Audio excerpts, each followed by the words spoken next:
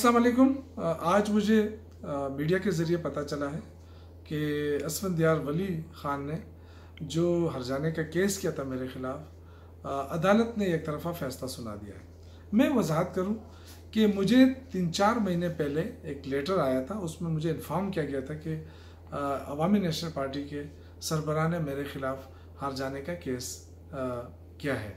मैंने वो लेटर कानूनी मुशावरत के लिए भेजा था और मुझे यही कहा गया था कि जब भी आपको कोई कानूनी नोटिस मिले और तारीख उसमें बताई गई हो अदालत में, तो फिर हम पेश होंगे। लेकिन मैं वजाहत करूं कि मुझे किसी किस्म का कानूनी नोटिस आज तक नहीं मिला। मुझे तो केस के मंदरजात का भी अभी तक पूरा इल्म नहीं।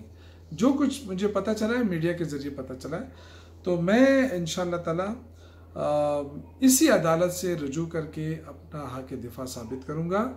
मैं आज भी कहना चाहता हूँ कि मैंने कोई इल्ज़ाम नहीं लगाया था।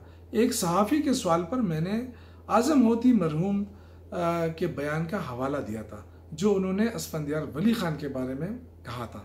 अब मुझे नहीं पता कि असफंदियार वली ख़ान ने आज़म होती मरहूम को कोई कानूनी नोटिस दिया था इस बयान पर या नहीं, मुझे उसका इल्म नहीं। क्योंकि आज़म होती अवामी नेशनल पार्टी के एक अहम रहनुमा थे, मरकज़ी अहदेदार थे और असफंदियार वली ख़ान के घर के भी अहम फ़र्द थे।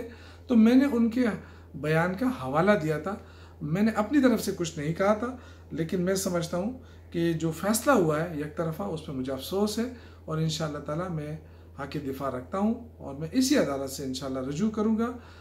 मैंने जो कुछ कहा है वो सब कुछ जो है वो आज़म होती मरहूम के हवाला के बयान का हवाला देकर कहा था और मैं उस पर आज भी कायम हूँ।